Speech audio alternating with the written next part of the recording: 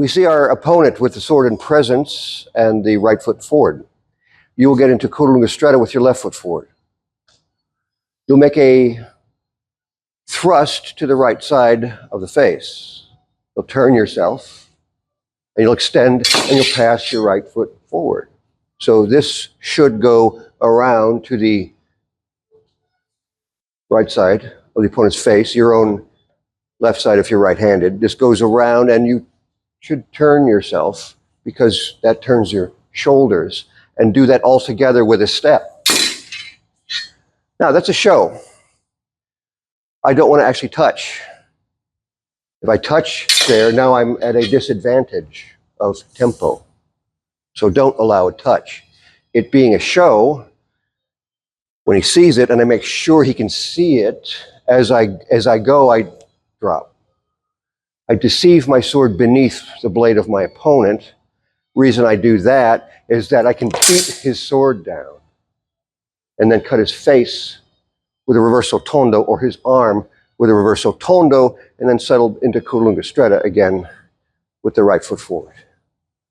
There's a little more to that if he manages to defend himself, but let's focus on this part first. First things first. A show from this position with my non-dominant foot in front, I will step forward with my dominant foot. Bring this around and step, but deceive beneath and strongly with a half mandrito. Hit that down so that you can strike across the face or arm with a reverso tondo and settle here after you've done so. You can first practice the thrust with some degree of sincerity.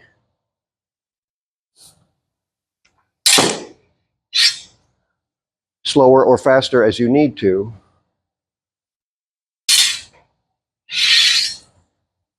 You get a sense of the timing of it, a sense of the connection when the two swords will touch.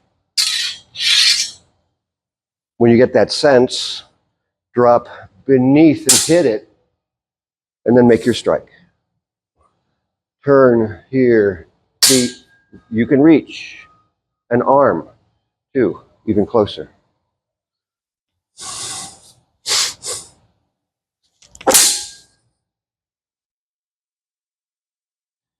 Okay, so this thrust, it's going to the right side of my opponent's face. That means for me, it's a what? A punta reversa. It's a thrust coming from my left side. When you thrust up the center and someone sees that, you make a show of that, a punta firma or something similar, they tend to want to parry that with a falso. When you make a punta reversa and you show that as coming from your non-dominant side and thrust from the side, they tend to chase that with a true edge parry. That's just the way that happens, and it's actually spelled out that that should be the case in the writings of, I believe it's dall'agocchie, said that specifically. What the benefit for that is, for me, is that when I do that, his false edge is here for me to beat. That's going to be a better beat for me than his true edge. So make this show, even turning your feet and bringing this out to the side. This will happen quick. Now, he says to, when you see the actual defense, deceive beneath and make a half mandrito. Don't beat the forte. Beat up here. Now, it's also a half mandrito, so I'm not rolling that around. I'm not here and rolling that around. It's got to be tight and fast.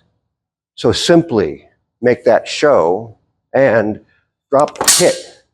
It's got to be that fast. Go right across the face. I can move forward. I can gain some measure by when I turn my hip, which I have to do because it's a reverso tondo. I can get closer by bringing that back foot up, hit the face, drop down here. Now, it's possible that can be defended, and Anonimo describes what to do if that happens. When I make this beat, here, and here. Now, his sword can still be raised to protect his face or arm. He says, if he defends that, drop your sword beneath that without a mezza volta and thrust in his chest, stepping your left foot, punta ferma. Then, quick as you can, get back and hit that hand with a half mandrito into porta alta. So there. As we have done so far, this, that, oh, here, don't turn your hand, step back and hit for that. Porta alta, we don't see that very often. We see it more often at the end of a play rather than at the beginning. It's a good ending guard. It's very defensive when things have already been done. That's the show. So you say, well, how do you show a thrust? That's how I show a thrust. I show it, then I deliver it. When he falls for it, I deceive beneath it. Once I deceive beneath it, I beat it with a half mandrito in the best spot on his false edge and go to hit his face or arm. If he defends that, drop beneath without a mezza volta, thrust punta ferma in the chest, get back and throw for his hand into porta alta. You need to do that in case he tries to hit you even after you've impaled his chest.